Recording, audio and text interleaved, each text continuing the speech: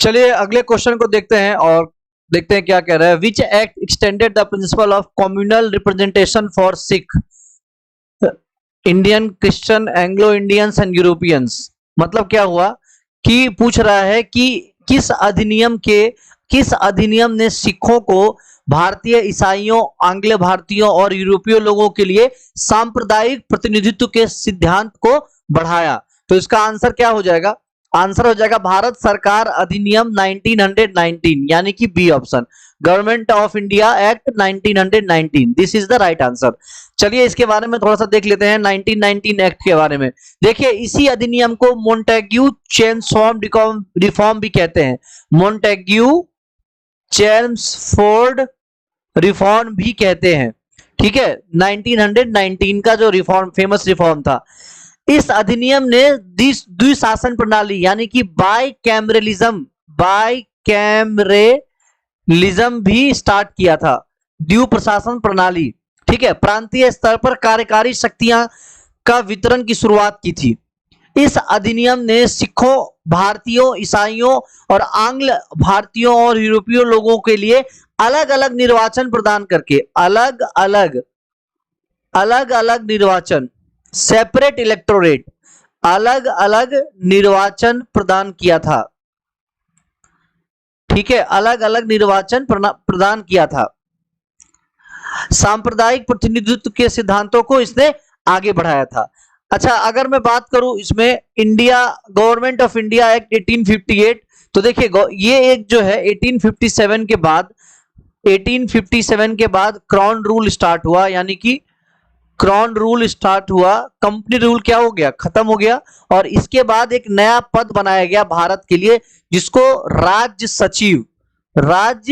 सचिव यानी कि सेक्रेटरी का पद बनाया गया। ठीक है, और ये वायसराय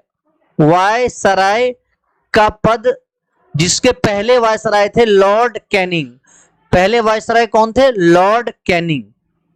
ठीक है, ये बने किस एक्ट के तहत? Government of India act 1858। चलिए नेक्स्ट क्वेश्चन को देखते हैं और नेक्स्ट क्वेश्चन क्या कह रहा है। देखिए नेक्स्ट क्वेश्चन आ गया आपके सामने। नेक्स्ट क्वेश्चन है, during salt Satyagraha in Bihar, in addition to making salt, the people choose to oppose the government by opposing which tax. तो एक फेमस टैक्स आपने सुना होगा, चौकीदारी टैक्स। उत्तर क्या हो जाएगा? चौकीदारी टैक्स।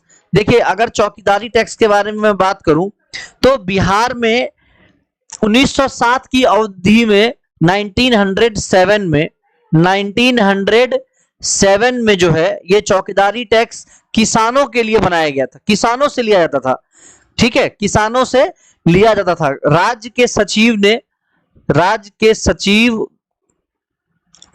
सचिव गांव के चौकीदारों से पैसा लेते थे, कर वसूलते थे, गांव के चौकीदारों से कर वसूलते थे। ठीक है, और ये कर अल्टीमेटली किससे लिया जाता था? किसानों से लिया जाता था, किसानों से लिया जाता था। 1917 से ये कर देते रहे, लेकिन 1930 में जब सॉल्ट सत्याग्रह स्टार्ट हुआ और सिविल डिसओबीडियंस मूवमेंट की शुरुआत हुई, सिविल डिसओबीडियंस मूवमेंट की स्टार्ट हुई, तो ये चौकीदार टैक्स भी देने से मना कर दिया लोगों ने। चौकीदार टैक्स भी देने से क्या करा? मना कर दिया, इनकार कर दिया। सविनय अवज्ञा आंदोलन, इसको कहते हैं सिविल डिसओबीडियंस मूवमेंट को क्या कहते हैं? सविनय अवज्ञा आंदोलन। सविनय अवज्ञा आंदोलन। ठीक है, तो आंसर हमारा क्या हो जाएगा? चौकीदारी टैक्स। याद रहेगा। नेक्स्ट क्वेश्चन पे चलते हैं, फटाफट से चलना ही पड़ेगा। नेक्स्ट क्वेश्चन देखिए क्या कह रहा है कि under whose presidency was the Amritsar session, under whose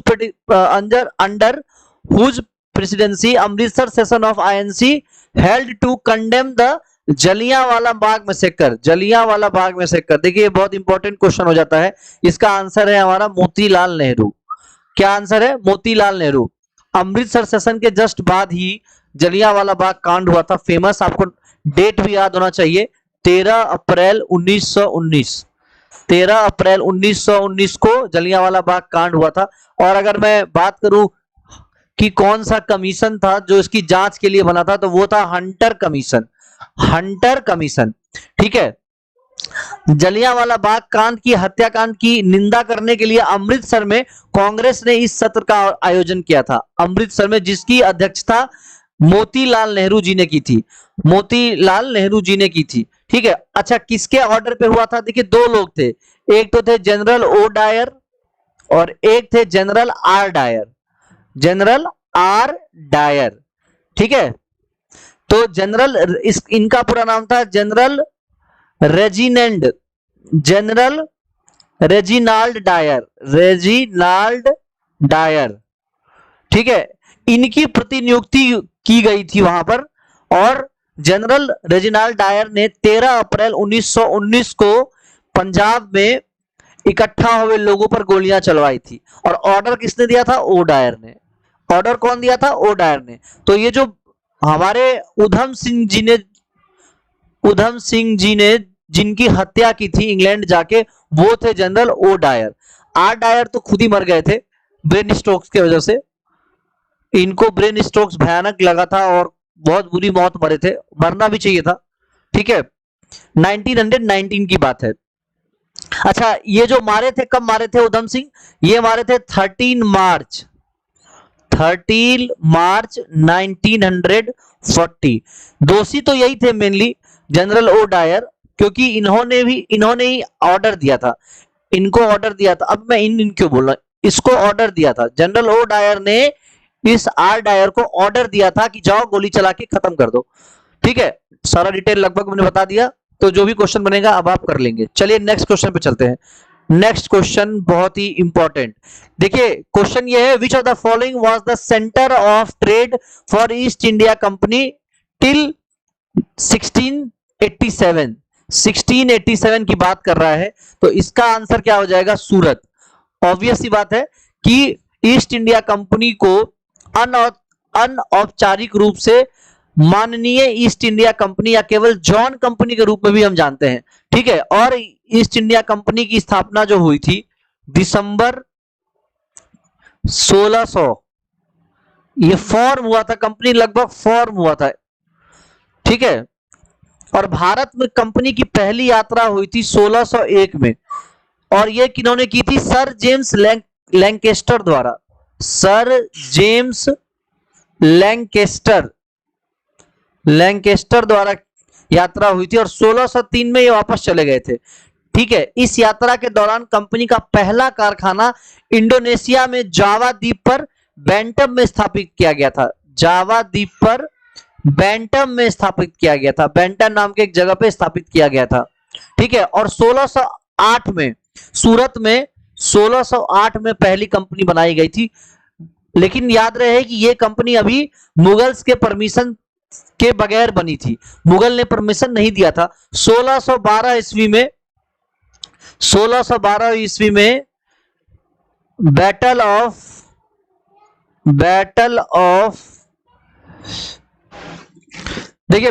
स्वैली हुआ था, बैटल ऑफ स्वैली, और इसमें थॉमस बेस्ट ने किसको हरा दिया था? पोर्टुगीज के। हराया क्या था? पोर्टुगीज के कुछ शिप्स को ध्वस्त कर दिया था। और इसी बात से खुश होकर जहांगीर ने 1613 में फॉर्मल परमिशन दिया था, एक इनफॉर्मल परमिशन दिया था। और इसी के बाद सर थॉमस रो आए थे, सर थॉमस रो इंडिया आए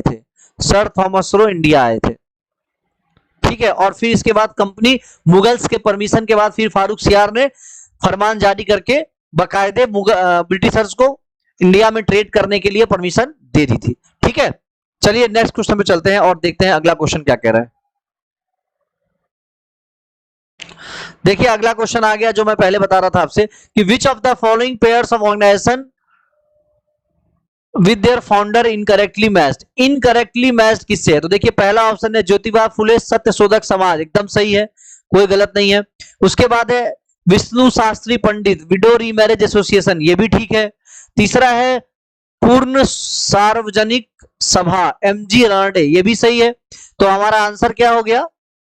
आंसर हमारा हो गया बी एनी बेसेंट, आंसर क्या हो गया? B, Annie Besant is the right answer. अब आप कहोगे कि आप ही ने बताया था कि थियोसॉफिकल सोसाइटी, इसकी अध्यक्ष जो है वो बनी थी एनी बेसेंट जी। बिल्कुल मैंने कहा था एनी बेसेंट ही बनी थी, लेकिन ध्यान रखने वाली बात ये है कि एनी बेसेंट जो है वो सेकंड अध्यक्ष बनी थी, सेकंड, ना कि फर्स्ट। तो फर्स्ट अध्यक्ष कौन बनी थी? देखिए 1875 में, 1875 में संयुक्त राज्य अमेरिका में एचपी ब्लातवस्की, एचपी ब्लातवेस्की, इन्होंने स्थापना की थी थियोसॉफिकल सोसाइटी की। बहुत इंपॉर्टेंट क्वेश्चन बन जाता है और कंफ्यूजिंग भी। कई लोग इसमें एनी बेसेंट मार देते हैं, लेकिन एनी बेसेंट सेकंड प्रेसिडेंट थी। और 1893 में, 1893 में एनी बेसेंट ने भारत में इंडिया में इसका प्रचार प्रसार किया था। ठीक है, तो आंसर क्या हो जाएगा हमारा? ये गलत है, Annie Besant theosophical society. Clear हो गया क्वेश्चन? चलिए नेक्स्ट क्वेश्चन पे चलते हैं और देखते हैं नेक्स्ट क्वेश्चन क्या कहता है। देखिए नेक्स्ट क्वेश्चन क्या कह रहा है कि which of the following act change the structure of India governance from unitary to federal, यानी कि भारत की संरचना को एकात्मक से किसमें कन्वर्ट कर दिया था? संघीय में, एकात्मक से संघीय में बदल दिया था। तो इसका आंसर क्या हो जाएगा? भारतीय एक्ट 1935, भारतीय अधिनियम, भारत सरकार अधिनियम 1935। ठीक है, भारत सरकार अधिनियम 1935 ने भारत के शासन की संरचना को एकात्मक से संघीय में बदल दिया था। क्लियर हो गया? और कुछ इससे बताने लायक देखिए क्या है। 1858 का मैं ऑलरेडी बता चुका हूं कि 1858 के बाद क्या हुआ था? वाइसराय बनाए गए थे लॉर्ड कैनिंग को। अच्छा, 1909 से रिलेटेड कौन है? लॉर्ड मिंटो, इन्होंने ही शुरू किया था। इसको मोरली मिंटो एक्ट भी कहते हैं, मोरली मिंटो एक्ट। ठीक है, धर्म संप्रदाय के आधार पर पृथक निर्वाचन हुआ था इसमें, मोरली मिंटो। ठीक है, ये भी क्लियर हो गया। और कौन सा रह गया? 1919 बता दिया, 35 बता दिया। चलिए नेक्स्ट क्वेश्चन में चलते हैं और देखते हैं नेक्स्ट क्वेश्चन क्या कहता है। नेक्स्ट क्वेश्चन आपके सामने आ चुका है। तो इसमें देखिए क्या कह रहा है। Which of the following newspaper was founded by Raja Ram Mohan Roy. Raja Ram Mohan Roy ने 3 मेजर न्यूज़पेपर्स की स्थापना की थी, मेजर या शुरुआत किया था 3 मेजर न्यूज़पेपर, जिसमें से हमारा आंसर क्या है? बंगा दत्ता। क्या आंसर है हमारा? बंगा दत्ता, या बंगा दूत भी कहते हैं इसको, बंगा दूत। ठीक है, बंगा दूत अखबार की स्थापना राजा राम मोहन राय ने कब की थी? 1822 में। 1822 में इन्होंने किया था और 4 लैंग्वेज में किया था, इंग्लिश, बंगाली, फारसी और हिंदी। ये 4 लैंग्वेज में इन्होंने किया था, बंगा दत्ता। इसके अलावा अगर मैं बात करूं तो बॉम्बे टाइम्स जो हमारे ऑप्शन में दिया है, ये स्थापना किया था रॉबर्ट नाइट और थॉमस बेनेट ने। रॉबर्ट नाइट और थॉमस बेनेट ने किया था बॉम्बे टाइम्स। बंगाल गैजेट ये तो बहुत ही फेमस है, ये तो पता होना चाहिए, जेम्स अगस्टस हिक्की